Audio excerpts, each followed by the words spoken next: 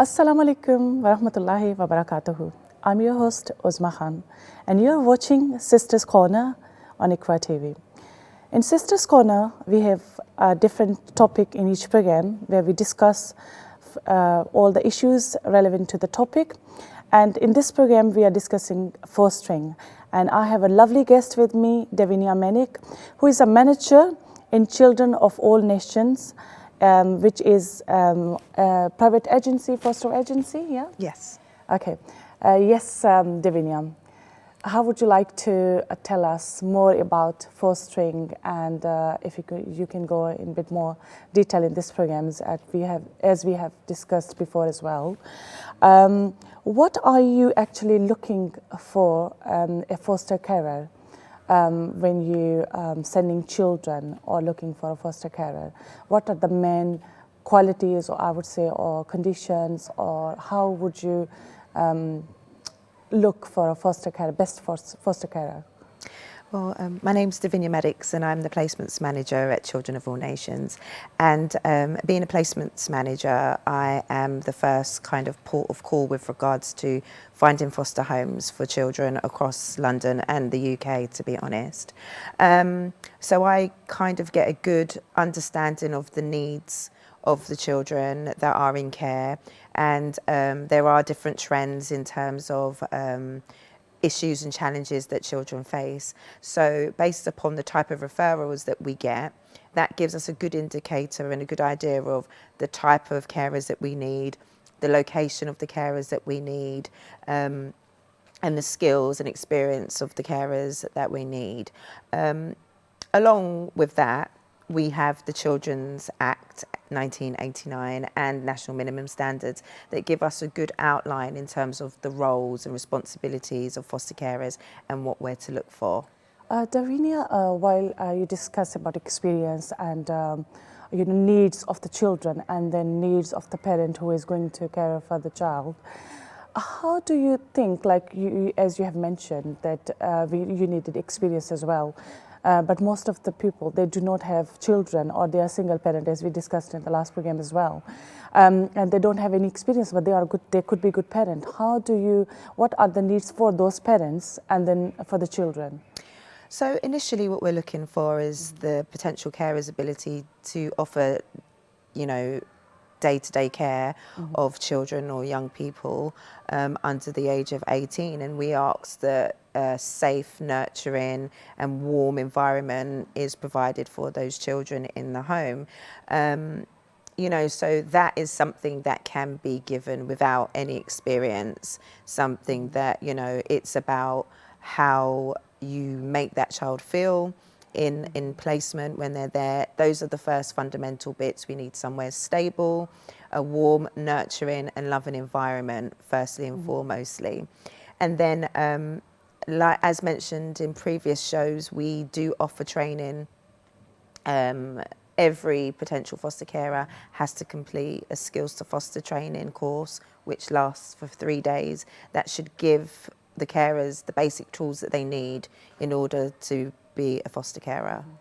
Is it before they start fostering caring, or is it after you have chosen someone like to become a foster carer? So the Skills to Foster is usually a training that they attend during their Form F assessment. And part of the reason why we do this is so we can do observation whilst we're in this training as well. So it's about giving the carers the basic information and skills. As we know, every child is different, all their needs will be different, and how you approach every child is different. So we can't give specific training that's going to work for every single child or young person placed. So how do you observe an adult during the training sessions? So for instance, we look at different case scenarios in the training.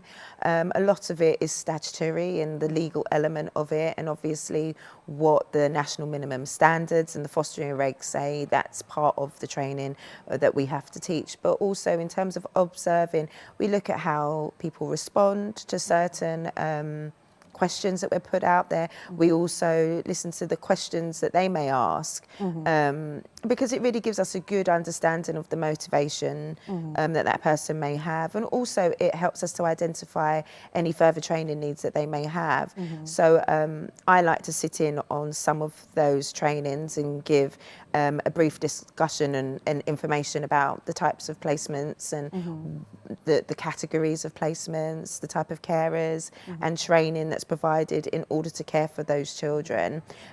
But a big part of my role, as I said, is observing and looking at pulling out the strengths or the vulnerabilities of the prospective foster carers. When you talk about like strengths and weaknesses, obviously this is human philosophy, and when we talk, we all as a human have like a lot of weaknesses as well as good things as well. So, but obviously when you go for interview, or you're going to be a foster parent or foster carer, the qualities you look for, they are different than a normal interview or a normal choosing a person or employee. So what are the strengths you're looking for, or what are the weaknesses you see in a foster carer? So the strengths is somebody who's open, somebody that's transparent. That's really, really important. We're working with children and young people, and we need to be able to trust our foster carers and the people that we work for. They are given a huge responsibility of caring for somebody else's child. So transparency, even if things go wrong, is a big thing, a big deal for us. Somebody that's able to help implement the care plan for each child. You know, we have a meeting once a child is placed, and we look at what things need to be put in place for the child, what boundaries need to be put in place, and this makes up what's called the care plan. And for the foster carer, it's really, really important that they follow this. So we look at people's ability to, adhere to care plans, or, follow the kind of path that we want the child to be led upon. We want somebody that's going to be able to keep a child safe from harm. And that's one of the biggest issues, is safeguarding. So what are the safety measures you take before putting a child in the foster care? So providing obviously that they are an approved foster carer, they would have had all of their checks done. That includes local authority checks, police check, now DBS check, and medical. The DBS check obviously will alert us if they're known to the police for any reason, if they have any convictions. Local authority search will allow us to get some insight if they've been known to any local authorities for social services. And the medical will give us an insight as to whether they're fit to foster health-wise. So those are the three main checks that we do during the assessment. But in terms of safeguarding, obviously we do the health and safety, where we have to do quite rigorous checks on the home. We check window locks, door locks, fireplaces, plug sockets. We have to ensure that our carers have fire blankets, fire extinguishers, fire escape plans. So, there's lots that go into it in terms of the practical care. But then we also have to look at the emotional side of things and work alongside our carers to ensure that they are using the right approach for the child that's in their household. It really does depend on the child's background, the child's experiences, as to how we work with the child in placement. When you talk about DBS, do you go through the basic one or enhanced? Obviously, because children are involved, so it would be enhanced. Yes, all staff and foster carers have an enhanced DBS check that's renewed every 3 years. Okay. For example, a person who is obviously not professional or do not have any experience, I will come back to the main point I was asking you. Do you send a child for long-term fostering, or first of all it's step-by-step, like for urgent or maybe short-term, and then you go through the long-term? It really does depend. A lot of the time when I receive a referral, it will specify whether they're looking for a short-term placement or a long-term placement or a respite placement, an emergency placement. So usually we kind of have the heads up on the duration of the placement and how long it could potentially last. We do, obviously, we have situations where a short-term placement can turn into a long-term placement, or a placement that we've deemed to be permanent has broken down and they haven't remained in placement. So what we try to do is work with the local authority and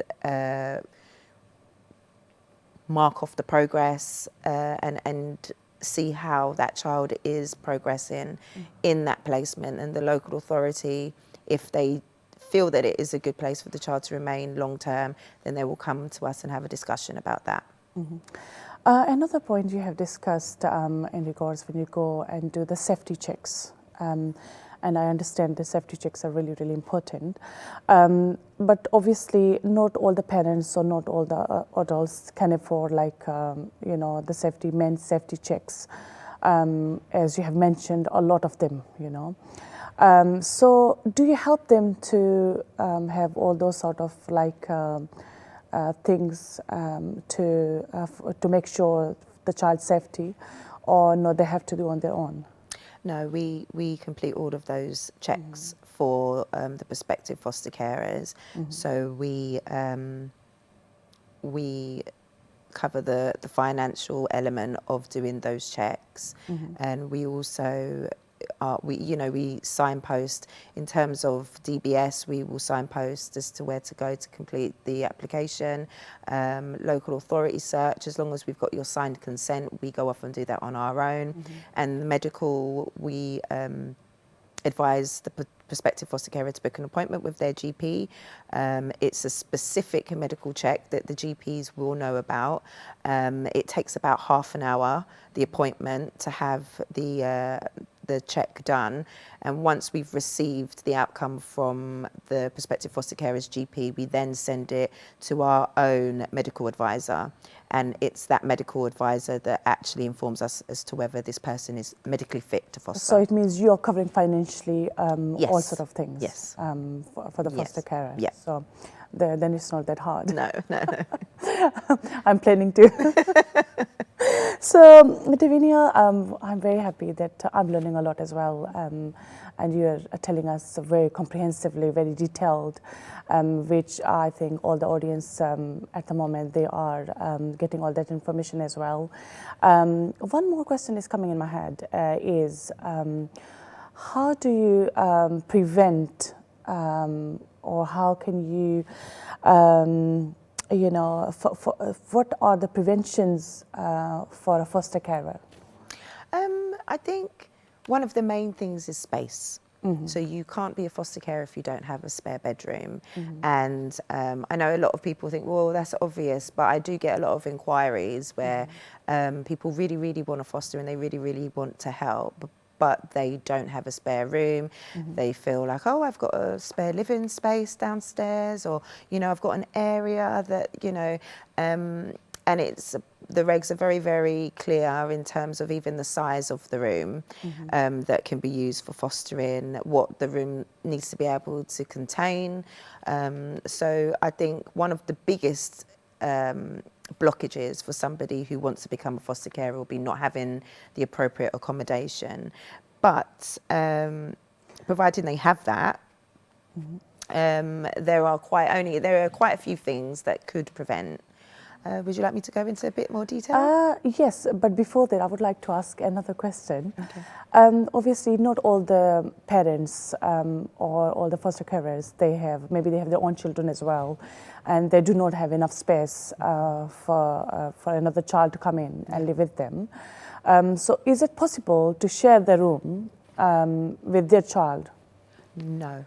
No. So the only circumstances in which a foster child can share a room is if it's with their own sibling, or if a child is under 2, they can be in the room with the foster carer. Okay. But other than that, they have to have their own room. And even in some cases with siblings, it's a request that they're actually given their own separate bedrooms. So many years ago, foster children could share bedrooms with birth children, but the rules have changed since then. Oh, that's great. Now you can go in detail with us. Okay, so when we're talking about things that could prevent somebody from becoming a foster carer, the first thing that we look at is what comes through in your stage 1 assessment checks. So we look at your DBS, we look at your medical, and we look at your local authority search. So 3 checks we are going to do, like in first stage: DBS, medical, and local authority checks. That's correct. Yeah. Okay. So your DBS, now if something comes back on your DBS and it has anything relating to violent crime or you know, more of the serious crimes, things that haven't been spent, we are unable to move them forward in the assessment application process. What do you include in violent crimes? If a single father have been through, you know, he was violent to his ex, and it comes up on, it doesn't come up on the DBS, or maybe some, obviously if it has been prosecuted, yes, or with the local authority, you have the record, and it comes up. So it means he cannot foster a child? No. So it's the same requirements for anybody that wants to work with children. You know, so anybody that's been known for domestic violence or any violence of any sort, really, it is not suitable to work with children or vulnerable people. What I would say is there are exceptions where we look at how long ago the conviction is. You know, if it's something like something that was done whilst they were as a teenager, and, you know, for example, petty theft. You know, some young people or young adults make really bad choices, and, you know, it does stay on your record and it will follow you through. However, we will speak to the applicant about that, providing they've been open and honest. And this is the thing, when we do our initial visits, we tell the foster carers that we have to do these checks. If there's anything that you wish to share,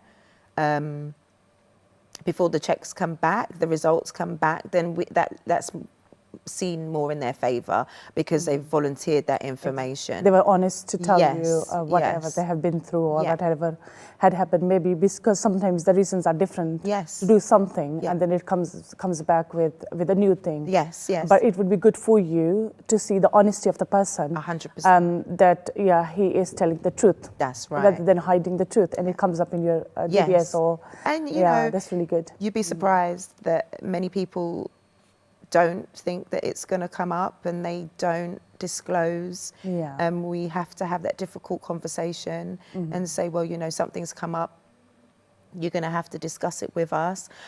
We also do DBS checks on anybody that's in the household and that's over 18. So, for instance, as a mother, you may have a clean DBS, but you may have a child over the age of 18 that's gotten themselves into a bit of trouble, and they've actually been charged or convicted for something. So we have to look at that as well, and that we will look at the frequency, if that person's living in the home, if that person visits frequently or not, the type of crime that they were convicted for, and if it's something that we feel will not prevent the family from fostering, we have to complete a risk assessment around the situation. The people living in the household. Yes. Okay. And how about, like, obviously, as you have mentioned, that the person living with criminal conviction or caution or whatever does affect the person foster carer. Yes. And obviously, when you work with the children, you have to make sure all the people living in the house, they have to have a clear DBS or not relevant, any criminal conviction relevant to the children, or that could affect their life later on in the future as well.